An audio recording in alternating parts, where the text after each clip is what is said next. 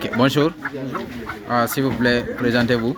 Mahmoud Issoufou Ketori, professeur de philosophie, président du comité des sinistrés des îles Kaloum. Ok, vous avez été arrêté, jugé et puis condamné. Quel est votre sentiment après votre libération d'abord?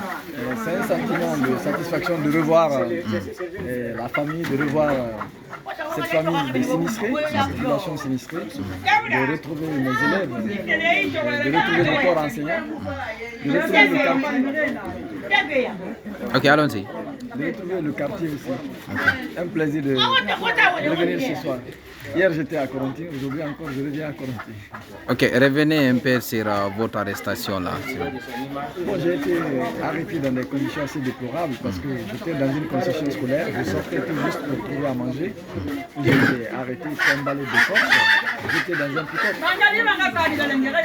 Donc c'est là que j'ai été arrêté devant mes élèves. Après cette libération, est-ce que vous allez essayer de continuer le combat? Bon, c'est-à-dire en réalité, c'est pas... Notre souci, c'est de permettre à tous ceux qui sont victimes dans cette situation d'incendie de retrouver, d'avoir leurs droits.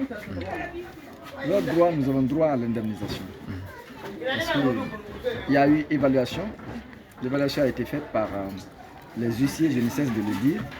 Et après l'évaluation, l'indemnisation doit être automatique. Et l'indemnisation se fait par voie de paiement financier au prorata du préjudice civil. Donc, en réalité, l'État connaît toute cette procédure-là. Et nous attendons juste la bonne foi de l'État pour que nous soyons dans nos droits.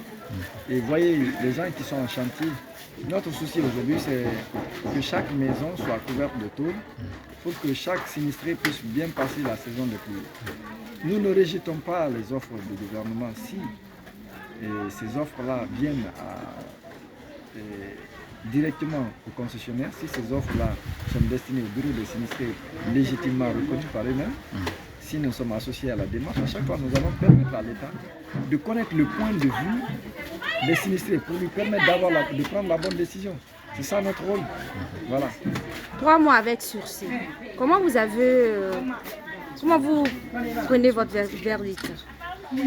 Bon, 3 mois de prison avec sursis. Le reste de la démarche, voilà, les conseils sont là, ils sont organisés pour le reste de la procédure. Ok, aujourd'hui, quel appel avez-vous à lancer aux autorités, aux sinistrés?